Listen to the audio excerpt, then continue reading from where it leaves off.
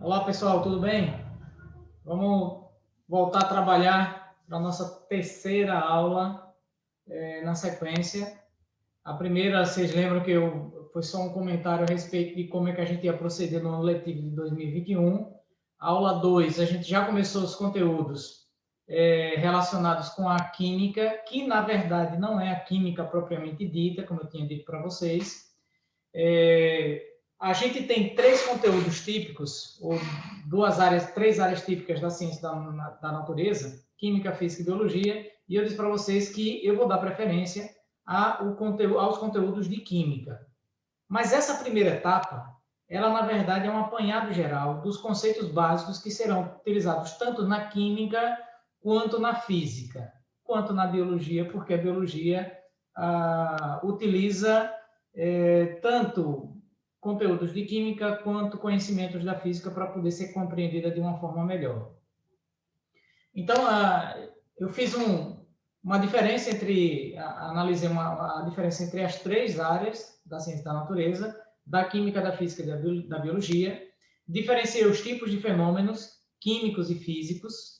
Fenômeno químico é aquele em que há alteração na estrutura da matéria, fenômeno físico é aquele que não há alteração na estrutura da matéria. Citando o exemplo para cada um deles, por exemplo, quando você queima um papel, você modifica a estrutura do papel como um todo, porque ali o material que está no início é celulose e depois você tem só o carvão que restou, junto com a fumaça que saiu e o calor que foi embora e o vapor de água que saiu da estrutura daquela matéria.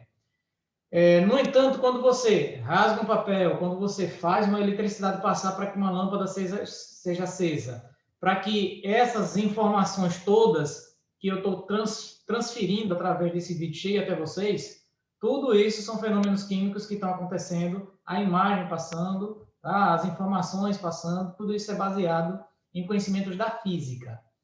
Então, quando a gente trabalha os fenômenos, as grandezas, para que a gente tenha a noção da unidade de medida, então é tanto que a gente trabalha com grandezas físicas, que é uma grandeza física, tudo aquilo que pode ser medido.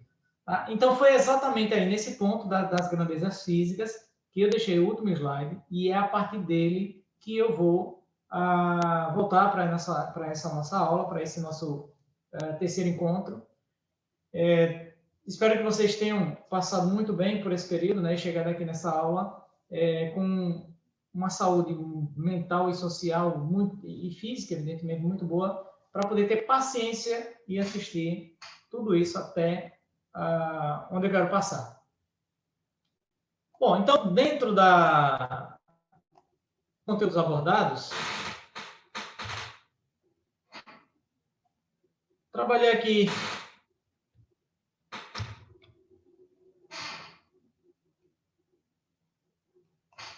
os tipos de grandezas, tá? Foi exatamente aí onde a gente parou, né? Das grandezas físicas. Essas grandezas físicas que representa tudo que você pode medir, não importa o que você está medindo, não importa se é o tempo a quantidade de palavras por unidade de tempo que o professor de ciências fala para vocês, não importa. Isso daí é uma coisa que você pode medir, então é considerada uma grandeza física. Essa grandeza física, ela precisa ter uma distinção das demais grandezas. E para a gente diferenciar, são inseridas, são introduzidas, são determinadas, são definidas as unidades de medida. Então, cada grandeza tem uma medida e cada medida tem que ter uma unidade para ser diferenciada das outras. O metro, por exemplo, é uma unidade de medida que representa a distância e o comprimento dos materiais. Existem outras unidades de medida, como eu falei para vocês, medidas de área em metros quadrados, em hectares, medida de tempo em minutos e segundos, medida de temperatura em graus Celsius e em graus Fahrenheit, medida de quantidade de calor, certo? Que é em calorias, quantidade de energia, certo? Valor da potência, da determinado valor energético. Então, sempre quando a gente trata de uma grandeza física, eu tenho que ter uma unidade, e essa unidade, portanto, ela define a grandeza, e a gente sempre vai criar baseado em uma comparação, certo? Então, quando eu quero medir uma distância mais curta, eu posso utilizar a minha mão e medir em palmos. Eu posso medir em pés. Eu posso medir em polegadas. Então, sempre, claro, algumas medidas são padronizadas e outras são mais flexíveis e, portanto, a ciência não utiliza. A gente utiliza sempre as medidas mais precisas, metro, tempo por segundo, certo? Então, é tanto que existe uma coisa chamada de sistema de unidade de medidas para que o padrão seja reconhecido de forma mundial. Essas grandezas físicas, a gente pode classificar de acordo com alguns critérios, né? O primeiro critério é em relação à origem da grandeza, se ela existe por si só, se ela depende de outra, e a outra abordagem em relação ao sentido e direção em que essa grandeza física pode ser tomada. Então, primeiro ponto para classificar, quanto à sua grandeza, quanto à origem da grandeza. Então, a gente tem aqui ela classificada como fundamental, ela classificada como derivada. Então, o que é uma grandeza fundamental? Está aí no slide. Depende apenas dela mesma para ser definida. Então, quando a gente vai definir ou vai identificar um tipo de grandeza, se ela não depender de outra para poder ser definida, tá? Se ela não depender de outra para que a gente junte as unidades e defina, então, portanto, a gente considera como fundamental. A unidade de distância em metros. A unidade de tempo em segundos. Então, eu só estou precisando de uma unidade de medida e, portanto, eu estou precisando de uma grandeza apenas. Mas se, por exemplo, eu quero medir a velocidade em que um determinado móvel percorreu, de um ponto até chegar ao outro, então eu vou precisar que você me identifique a distância que ele percorreu e o tempo que ele gastou para isso. Então, imagine aí, dois objetos ou dois corpos em dois pontos. Saindo do ponto A para o ponto B. Qual dos dois móveis foi mais rápido? Aí você vai ter que definir qual é a distância que eles percorreram, se foi a mesma, se foi maior, se foi menor, e o tempo que cada um deles percorreu. Então, quando você divide a distância pelo tempo, aí você tem uma outra grandeza, que precisou da distância em metros e que precisou do tempo em segundos, ou da distância em quilômetro e do tempo em hora, como a gente analisa e verifica no velocímetro dos veículos, de carro, moto. Tal móvel está a uma velocidade de 80 km por hora. Então, quando eu digo para vocês que é quilômetros para cada hora, eu estou precisando da grandeza distância e eu estou precisando da grandeza tempo. E aí, portanto, ela não seria mais fundamental, porque ela dependeu de duas, certo? Então, isso aí a gente define como grandeza física derivada. O que é uma grandeza física derivada, portanto, depende de duas ou mais grandezas para que você possa definir. Então, esse tópico ele não tem dificuldade para que você consiga fazer essa distinção. Eu coloquei aí a unidade de densidade, velocidade média, aceleração, força, todas elas são unidades, grandezas físicas derivadas. Por exemplo, a densidade, ela é medida quando você define a massa do objeto pelo volume que ele ocupa. Tá? A massa do corpo pelo volume que ele ocupa. Então, um determinado objeto, ele tem uma massa de 10 gramas e ocupa um volume de 2 centímetros cúbicos. Então, qual é a densidade dele? 10 dividido por 2, 5 gramas por centímetro cúbico. Certo?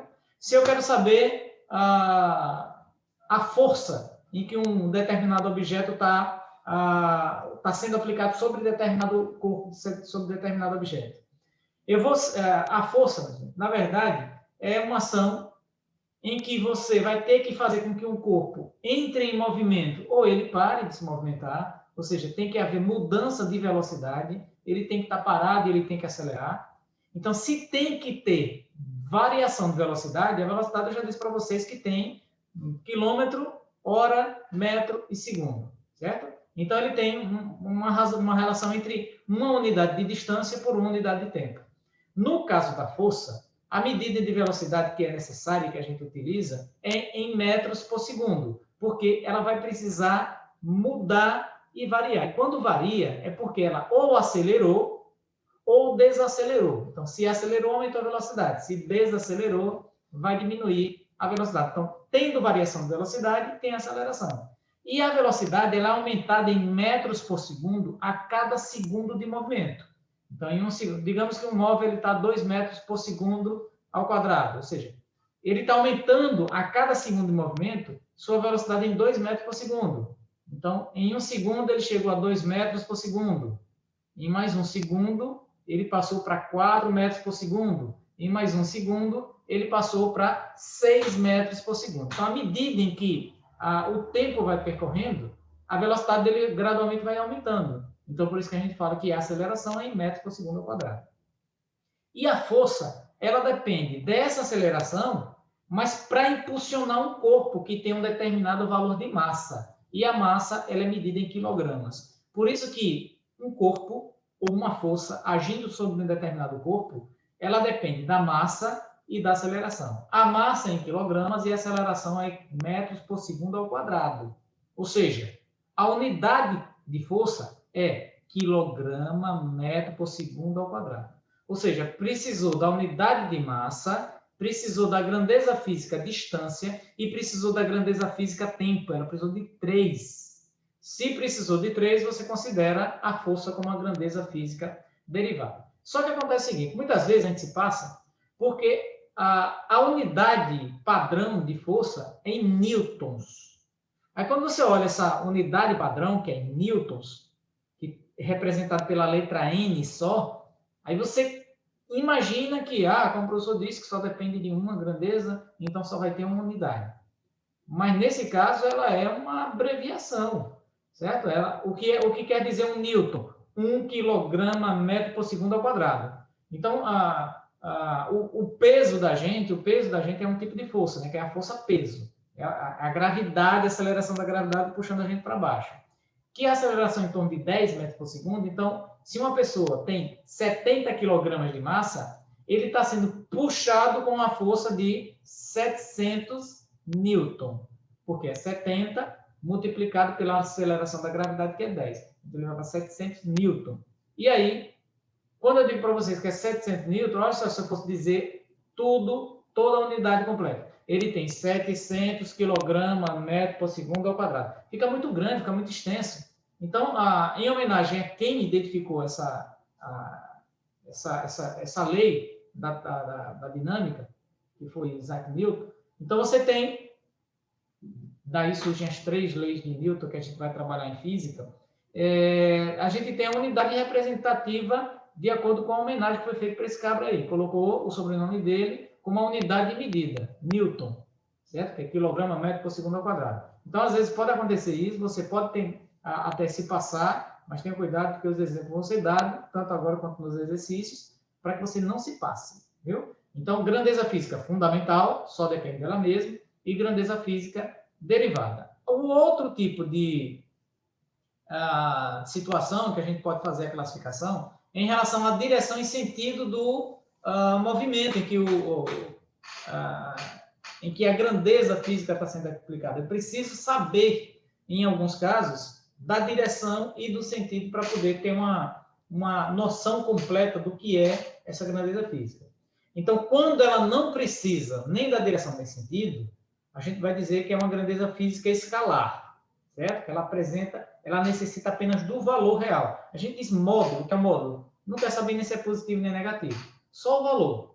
Então, se ela precisa só do valor, sem a necessidade de identificar para onde está indo essa força, para onde está indo essa grandeza, por exemplo, você pegar um objeto, tá? O vaso, qual é a massa desse vaso? Sei lá, 300 gramas. 300 gramas para baixo, para a direita, para a esquerda, para cima e para baixo. Faz sentido fazer essa pergunta? Você tem 60 quilos, não é? 60 quilos para o lado, para cima ou para baixo. Não interessa. A massa é uma grandeza física que só interessa para você o valor real. E, é claro, sua unidade de medida para poder ser identificada. Então, ela depende apenas do valor real.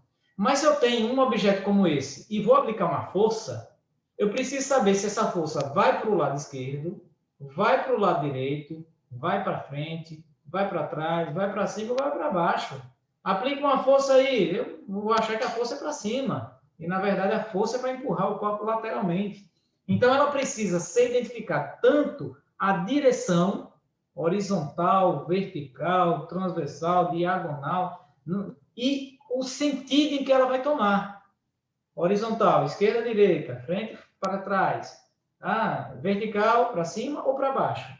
E aí, para a gente identificar para onde vai essa grandeza, para indicar direção e sentido, é como a gente está andando na rua e encontra as placas de sinalização. Para ela dizer para você saber para onde você pode ir naquela organização de cidade, vai precisar de uma seta apontando para você. Você pode ir nessa direção e está lá um traço e uma flechinha na ponta. Tá? Então, quando tem necessidade de indicar direção e sentido, vai ter uma setinha em cima da unidade medida. Tá? Então, por exemplo, a velocidade, um determinado móvel está com tal velocidade, mas essa velocidade está indo para onde? Certo? Qual é o sentido, qual é a direção dessa velocidade? É uma grandeza que eu preciso saber. A corrente elétrica, para onde ela está percorrendo, de onde ela está saindo, para onde ela está indo. Então, eu preciso saber direção e sentido. A força, como eu apliquei para vocês aqui, o exemplo, eu preciso saber para onde a força está sendo aplicada. E aí, é uma grandeza que eu preciso de um vetor. O vetor, gente, é representado por uma seta, certo? O tracinho e as pontinhas da seta identificando. Então, é uma que eu preciso de módulo, que é o valor, preciso da direção, horizontal, vertical, diagonal, e o sentido, que é a pontinha da flecha, da seta, que vai identificar para onde você vai. Se você vai para a esquerda, se você vai para a direita. Certo, gente? Então, essas daí são as grandezas físicas para a gente encerrar esse tópico e passar adiante. Por quê? Porque aqui a gente vai analisar um outro tipo de abordagem, que são os conceitos de matéria e de energia. Bom, o que é matéria? Isso aí já é colocando o pé já na química, tá? Ainda não é especificamente química, a gente vai ver por quê. O que é matéria? O conceito dela é tudo aquilo que tem massa e que ocupa volume, lugar no espaço. Então, se você está num ambiente como eu estou aqui, no escritório, existem alguns componentes agora, nesse instante, que não são considerados matérias. Por quê? Porque não tem massa e nem está ocupando lugar no espaço. Eu, por exemplo, eu sou um exemplo de matéria, porque eu tenho massa e eu estou ocupando lugar no espaço. Estou aqui sentadinho na minha cadeira. Esse vaso, a água que está dentro dele também é matéria, porque tem massa e ocupa lugar no espaço. Agora, aqui no ambiente desse escritório, aí onde vocês estão vendo o vídeo, existem algumas situações e alguns exemplos, alguns componentes aqui que não são considerados matéria. Por quê? Porque é um componente que pode até interferir e alterar a estrutura dessa matéria. O que não é matéria vai ser considerado como energia. Então, tudo que é com massa e que tem volume ou seja, que ocupa espaço, é considerado matéria. Se não for isso, é energia, que é tudo aquilo capaz de modificar a matéria. Então, quais são as formas de energia que a gente conhece? Energia luminosa, então a luz é um exemplo de energia. O calor, que é a energia térmica em transferência, certo? Também é um exemplo de energia. O som da voz aqui saindo, vocês recebendo aí, energia sonora. E a energia química que está armazenada nas ligações químicas para poder ser degradada depois. A energia cinética, que é o movimento que os corpos adquirem, e automaticamente a matéria vai ser modificada em cada uma dessas situações. Se você aquecer demais determinado material, ele dilata, então você provoca uma extensão, uma expansibilidade nessa matéria. Então, tudo aquilo que tem massa e que tem volume, automaticamente é matéria, e tudo aquilo que é capaz de modificar a matéria é considerado energia, certo? Não foi matéria, a gente vai considerar como uma forma de energia. Algumas dessas energias a gente chama de energia potencial, porque ela está ali, está guardada, está armazenada e pode ser transformada em outro tipo de energia, como futuramente a gente vai falar sobre a lei da conservação da energia, certo? A gente fala disso depois. Bom, então essa matéria, a gente classifica 2 tipos básicos de propriedade. Tá? As propriedades chamadas de propriedades gerais da matéria e as propriedades específicas da matéria. Eu vou tentar comentar, se não todas, mas a grande parte dela nessa aula de hoje, as propriedades gerais da matéria. Certo? Por que a gente diz que é geral? Porque todo e qualquer tipo de matéria tem que apresentar essas características, essa propriedade toda que eu vou falar para vocês. Por exemplo, no primeiro conceito, no conceito de matéria, a gente já define 2 descaradamente. Quando eu digo para vocês que a matéria tem massa e ocupa volume, então essas 2 são as 2 primeiras propriedades da matéria. Toda matéria tem que ter massa e toda matéria tem que ter volume, ela tem que ocupar um lugar no espaço. Certo? Então, vamos lá. Primeira propriedade, massa. O que representa a massa? Representa a quantidade de matéria. Bom, então, como é que eu vou definir isso daí, gente? Como é que a gente define a quantidade de matéria? Simples. Você pega lá a matéria, você pega lá o corpo, o objeto que você quer, e coloca numa balança. Por exemplo, as meninas fazem aquela dieta desgraçada tal. Então, ela vai ver depois, ela vai chegar lá depois, para verificar se o resultado, se todo aquele esforço que ela fez, certo? Porque a gente diz o seguinte, ou a mulher ela está de dieta ou ela está feliz, as 2 coisas. Tá? Então, se ela tiver de dieta, ainda não está feliz, mas se ela fez a dieta, gente, e foi lá na balancinha, então ela olhou lá e disse, ih, rapaz, ó, perdi 200 gramas, olha a felicidade da senhora aí. Tá? Então, você vai lá na balança e mede. Aí eu falando aqui, comentando com vocês a respeito do que é matéria, do que é energia, que está aqui ao redor, perto de mim, nesse escritório. Eu disse, olha, o vaso é matéria, eu sou matéria, a cadeira é matéria e tal. A luz que está aqui, ela não é matéria, é energia. E geralmente quando eu estou na aula, eu pergunto a respeito de situações e de componentes daquele ambiente de sala de aula em que não pode ser considerado matéria. Tá? O que é matéria, o pessoal diz, a cadeira, o caderno, certo? A água. E o que não é matéria aqui nesse exemplo de sala de aula? Aí um aluno diz, a luz. O outro diz, a eletricidade, a energia elétrica. O outro diz, o ar. O outro diz, o calor. Bom, aí grande parte deles acerta, mas sempre tem alguém que coloca aí, por exemplo, que o ar não é matéria. Porque você não vê, você não toca, mas você sente. Porque você liga o ventilador traz o ar para você, bate e mexe o cabelo. Certo, gente? Então, isso daí já está identificando algumas propriedades da matéria, inclusive essa daí. Certo? Então, o ar, gente, ele tem massa? Tem. Como é que você pode fazer? Você pode fazer um exemplo simples. Você pega uma bexiga, como está aqui, ó.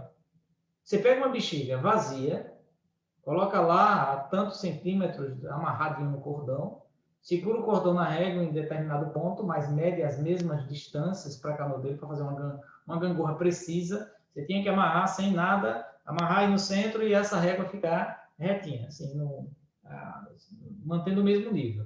Amarra com cordão de mesmo tamanho, de mesma espessura, um balãozinho de uma bexigazinha vazia e a outra com ar. E aí, quando você colocar nessa situação e segurar pelo pêndulo aqui do cordãozinho, você vai ver que aquele lugar que você encheu a bexiga, ele vai ter uma tendência a ir para baixo. Porque ele tem maior massa, a gente chama peso, tá, gente? Mas peso é um conceito errôneo aqui, a gente pode até falar no dia a dia. Mas, cientificamente, peso é uma grandeza física relacionada com a força. E a gente está trabalhando aqui a massa. Então, quando você coloca aqui, e que ela baixa um pouquinho, identifica que o ar que você colocou está dando a diferença entre as duas.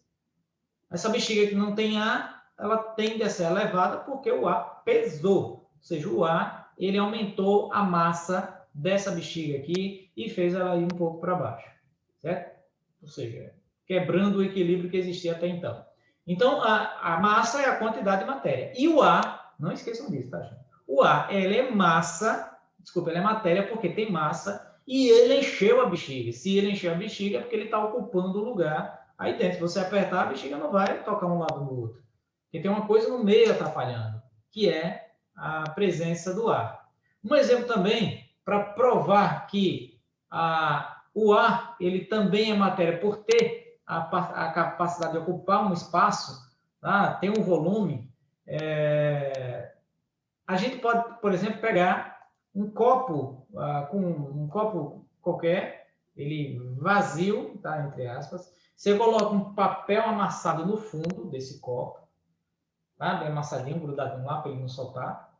E aí depois você pega esse copo, vira ele de boca para baixo e introduz ele num vaso com água. Quando você introduzir com água, mergulha 100%, colocar lá embaixo.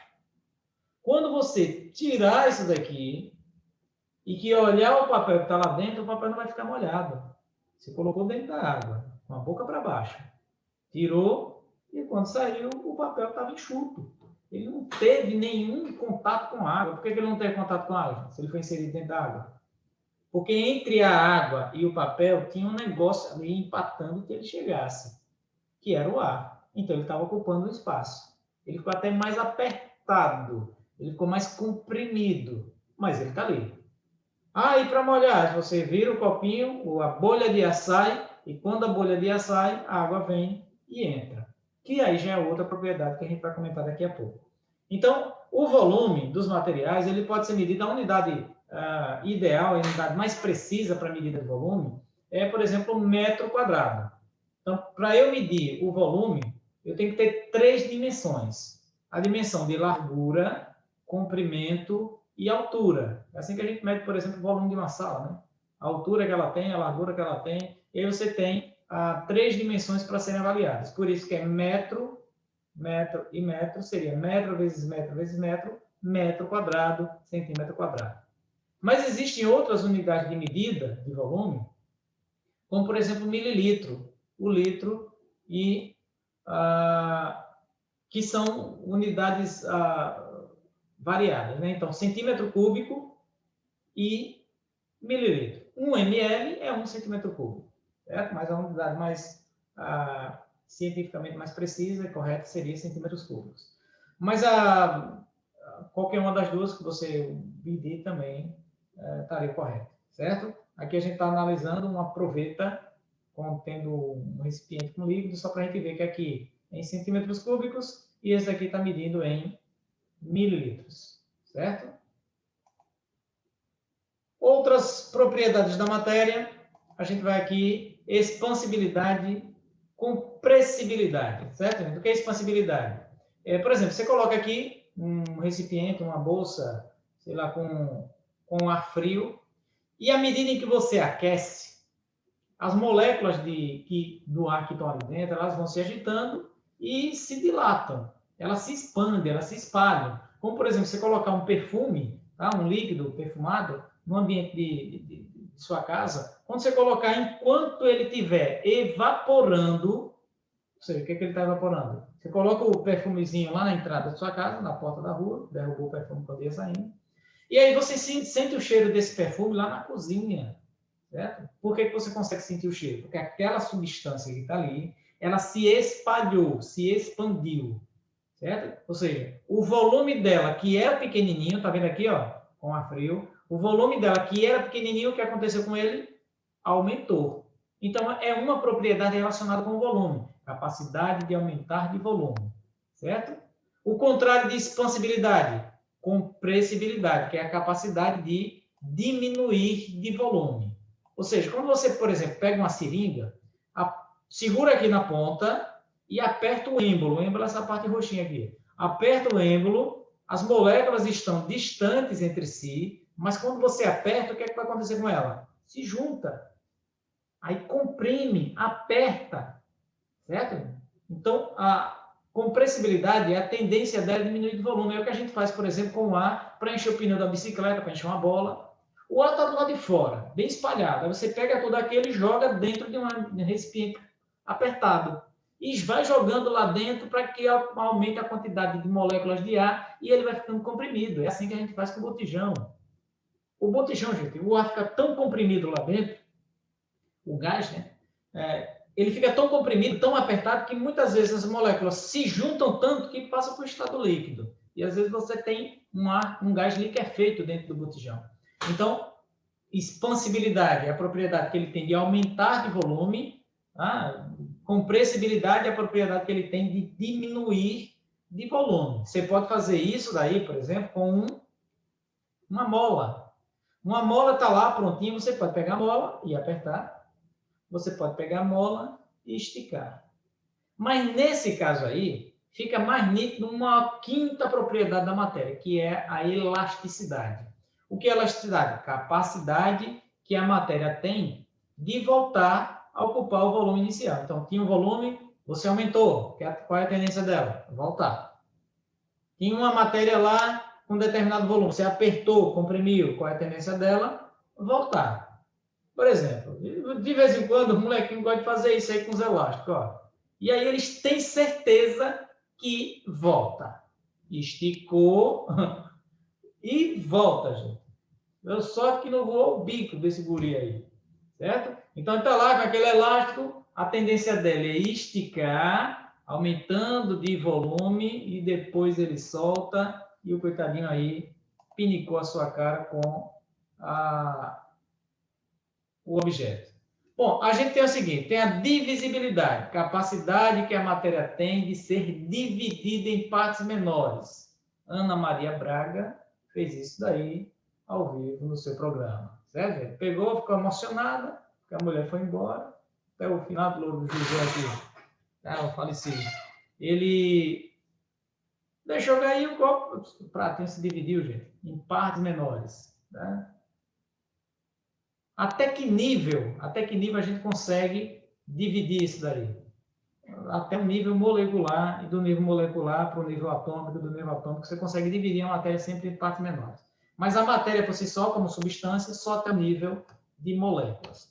Bom, outra propriedade da matéria, além da divisibilidade, a gente tem uma conhecida como impenetrabilidade. O que é essa propriedade? Quando dois corpos não podem ocupar o mesmo lugar ao mesmo tempo.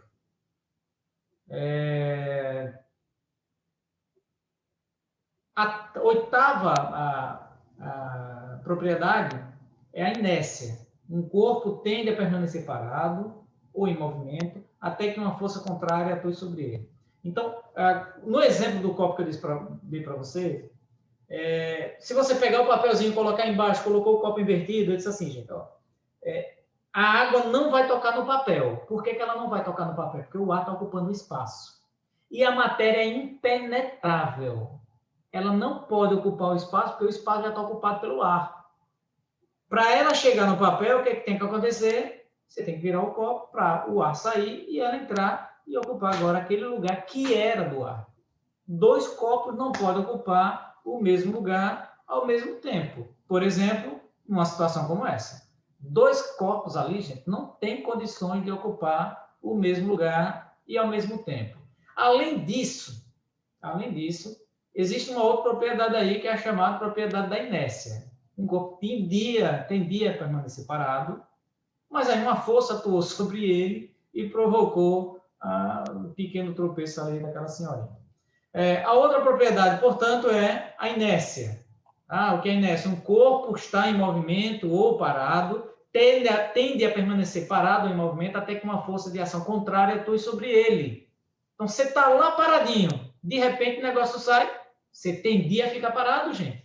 Olha o que aconteceu com o gurizinho aí no gelo. Ainda bem que já estava gelado, já colocou material para ele diminuir o impacto. E se ele estiver em movimento, a tendência dele é permanecer em movimento. Se uma força ao contrário parar, a tendência dele é permanecer em movimento. É o que acontece numa situação como essa. A tendência é permanecer em movimento. Então, parou o objeto de baixo, mas ela tendia a permanecer em movimento. Então, a senhorinha lá, a garota, foi lá com o beleléu e testou o chão. Certo? Ela testou positivo. Então, cada uma dessas situações aí representam propriedades gerais, certo? Quais seriam elas? A massa, a quantidade de matéria, o volume, que é o espaço ocupado, a expansibilidade, que é a capacidade de aumentar de volume, compressibilidade de diminuir de volume, elasticidade de voltar a ocupar o lugar, o volume inicial. Impenetrabilidade, divisibilidade, dividir em partes menores, e impenetrabilidade, dois corpos não podem ocupar o mesmo volume, o mesmo espaço ao mesmo tempo. Então, se a gente observar, a propriedade volume, expansibilidade, compressibilidade, elasticidade, impenetrabilidade, todas elas falam sobre volume, certo? É só uma variação. E a inércia é relacionada com a quantidade de matéria que o objeto tem, que ele vai tender a ficar parado ou em movimento, a não ser que uma força contrária atue sobre ele. Aí eu coloco uma nona propriedade, mas que, na verdade, ela deve ser mais caracterizada como uma propriedade específica. Por quê? Porque ela depende da massa e do volume que ela mesma ocupa. E aí a gente chama de densidade, mas toda matéria tem densidade. Só que cada um tem um valor específico de densidade. Certo, gente? Então, essas aí são as propriedades gerais da matéria que finaliza essa aula de hoje. Aí, semana que vem, a gente fala sobre propriedades específicas e o que der para falar sem ficar muito longo e com tempo muito... que gaste demais a paciência de vocês, senão vocês não vão aguentar até o final do ano. Tá, gente? Ou até próximo do final do ano, se tudo der certo, a gente pode até voltar um pouquinho antes.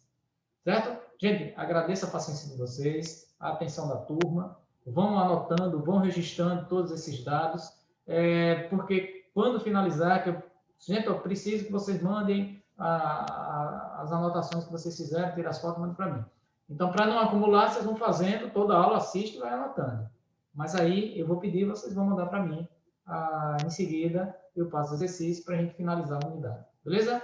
Gente, tchau. Até a próxima e que tenha um bom final de semana, uma boa semana, uma boa continuidade de semana, para que todo mundo esteja bem para a semana que vem estar aqui assistindo a aula de novo. Beleza? Valeu, gente. Tchau. Até a próxima.